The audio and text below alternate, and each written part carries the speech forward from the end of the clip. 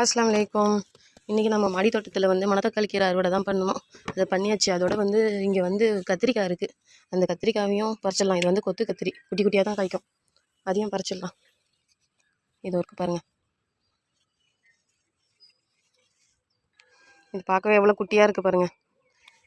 இந்த மணத்தக்காளி கீரையில் என்ன இருக்குன்னா, இந்த மணத்தக்காளி கீரை வந்து வாய்ப்புண்ணுக்கெல்லாம் ரொம்பவே நல்லது. அதோட வந்து இது வந்து சேத்து புண்ணுக்கெல்லாம் ரொம்ப நல்லது. இந்த மழை காலத்தில் வரக்கூடிய சேத்து புண்ணுங்களுக்கெல்லாம் இது வந்து ரொம்பவே நல்லது. இதை அரைச்சி வந்து நம்ம வந்து அந்த சேத்து புண்ணு இருக்கிற இடத்துல நம்ம பூசி வந்தோம்னா சீக்கிரமாக சேத்து புண்ணெல்லாம் சரியாயிடும். பாருங்க, மீண்டும் கத்திரிக்காய் இப்போ தான் காய் வைக்க ஆரம்பிச்சிருக்குது. அதோட பாவக்காவும் நிறையா பூ வைக்க ஆரம்பிச்சிருக்கு பாருங்கள், எவ்வளோ பூ இருக்குன்ட்டு. அதோட 2 ரோஸ் கூட இருக்குது, அதையும் நம்ம பறிச்சிக்கலாம். பாருங்கள் எவ்வளோ டார்க்காக இருக்குன்ட்டு.